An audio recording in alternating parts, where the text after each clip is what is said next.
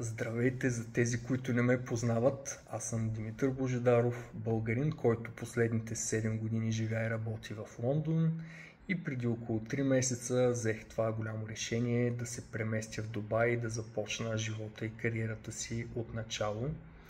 Тук работя като агент на недвижими имоти. В бъдеще видеа ще обяснявам причините, поради които се преместих от Лондон в Дубай, но накратко липсата на каквито и да било такси в Дубай, както и големите възможности за кариерно израстване, за правене на пари, просто не може да се сравнява с Лондон.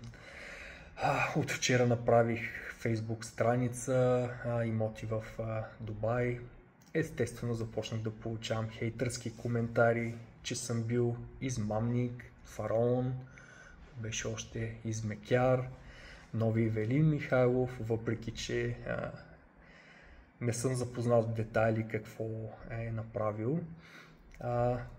Не е приятно да получаваш хейтърски коментари от хора, които дори не познаваш, особено когато не си извършил нищо лошо и нямаш и намерение.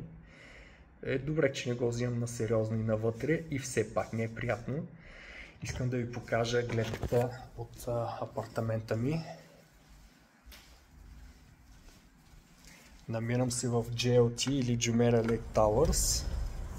От другата страна на Дубайската марина се намирам. Това там е марината. Някъде зад тези сгради е Дубайското око. Там по средата е Шейх Заед Роуд, откъдето минава и метрото, една от най-големите артерии в Дубай. Това е едно от изкуствените езера в нашия квартал. Даже и офиса ми днес работи от къщи, защото ето ми го днешния офис. Днес работи от къщи, защото централният климатик тук има 2 мотора, един е изгоря, събудих се с остра неприятна миризма, даже си мислих, че има пожар в сградата. Чакам майстори да дойдат и да го оправят.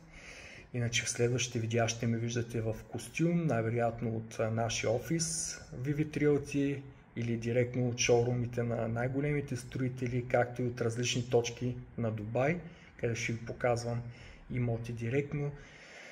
Смятам да правя бъдещи видеа, в които да обяснявам основни положения, като какви такси все пак се плащат. Има 4% такса при покупка на имот. Какви са комисионните, като например е интересно, че в повечето случаи тук не се плаща комисионна, когато продавате имот. Всъщност не в повечето случаи, но в много случаи. Какво плащате, когато отдавате под наем чрез агенция?